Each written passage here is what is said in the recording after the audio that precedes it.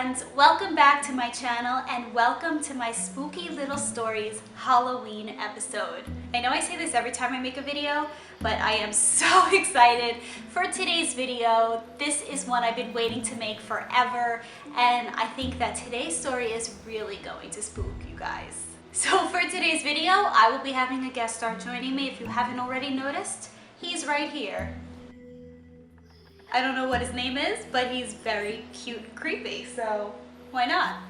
Just a side note before we begin, if you haven't hit that subscribe button, please be sure to do so that you can stay updated with my latest spooky little tales. So today's story is going to be my spookiest story ever, which I have saved for none other than the spookiest day of the entire year, Halloween itself.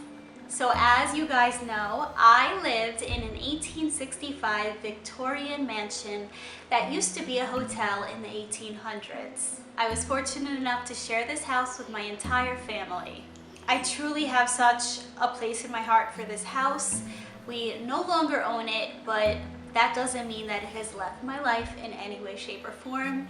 And the memories that I have from this house are still with me to this very day.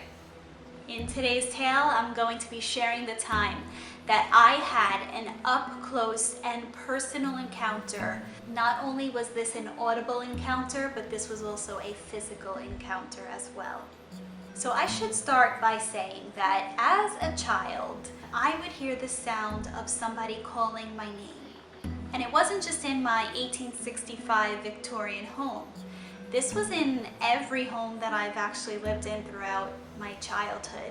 I remember one Christmas Eve, I had just come inside from coming home from my cousin's house for the evening to celebrate the holiday.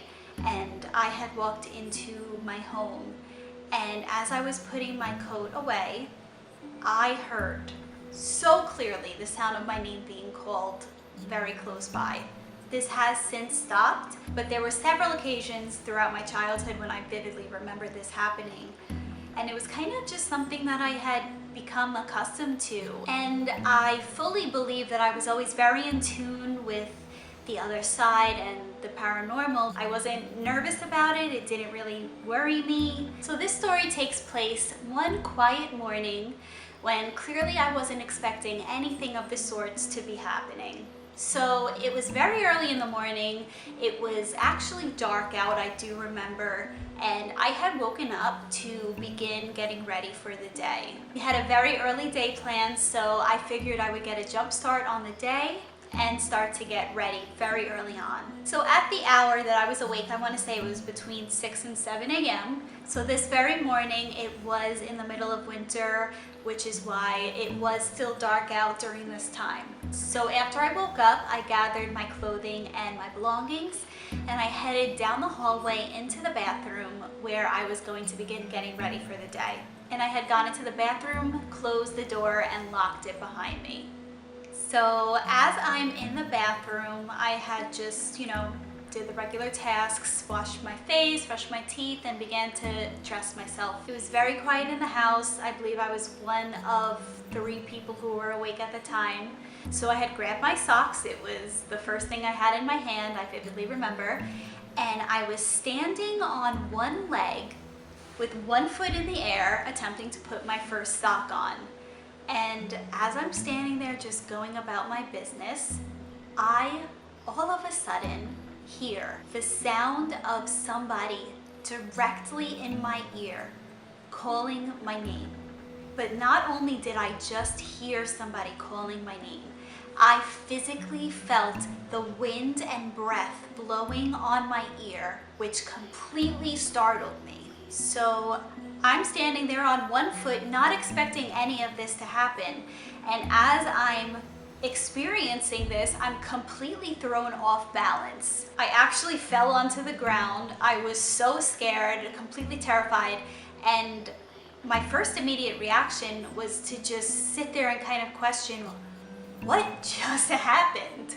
I mean, it's one thing to hear somebody calling your name, but then to physically experience the feeling of wind and breath on your ear was something completely different. So different than anything I've ever experienced in my life before. So again, I'm just kind of sitting on the floor in the bathroom in the dark, door locked, away from everybody, and I'm realizing what just happened. So immediately after I have this encounter, just so scared and nervous about what just happened, my first reaction is to absolutely just freak out and start crying, and I just didn't even know how to have a normal reaction in this kind of event. This was a very different encounter than any other one that I had had previously. You know, it was very different from hearing the woman's voice singing outside of my grandmother's bedroom. It was different than hearing the ghost children downstairs in the great room. This was very different because there was the physical factor to this episode. So I unlocked that door, got up off the floor, and ran out of that bathroom. And my first reaction was to go find somebody. So the first person that I was able to find was my mother, thankfully. And I run over to her and I hug her, and she sees me hysterically crying with tears pouring down my face. And she's like, "What's going on? Why are you crying? What happened?" It's 6:30 in the morning. So of course I begin to explain what just happened and that I physically felt the air of some presence blowing and breathing on me. And so she did everything that she could to try and calm me down. And after a while I did, and I just kind of put what had happened into the back of my head and carried on with the rest of the day. But I never forgot the experience that I had that morning in the bathroom. And looking back on all of the experiences that I've had, I never thought that any of them were threatening in any kind of way. I just really think that it was spirits that resided in the home trying to make themselves known to me, and I was an outlet where they were able to.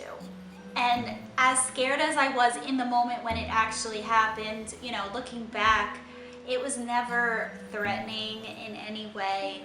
And given all of the former stories that I've shared, you know, especially the story with my grandfather's experience in the garage, I always felt that these spirits were looking out for my family and myself. And I do fully believe that because we were protecting and maintaining and restoring their beautiful home, that they were protecting my family as well. And it does let me know that there are other things in this world that sometimes we may not be able to explain. I hope you guys enjoyed my Spooky Little Stories Halloween episode today. So make sure to get out there, get some candy, and celebrate with something extra spooky today. What do you think? Was my story scary? Side note, my fiance is terrified of him. I think he expects him to like turn his head in the middle of the night, but I just think he's a cutie. Thank you guys so much for tuning in today. I hope you enjoyed today's spooky little story. And until next time.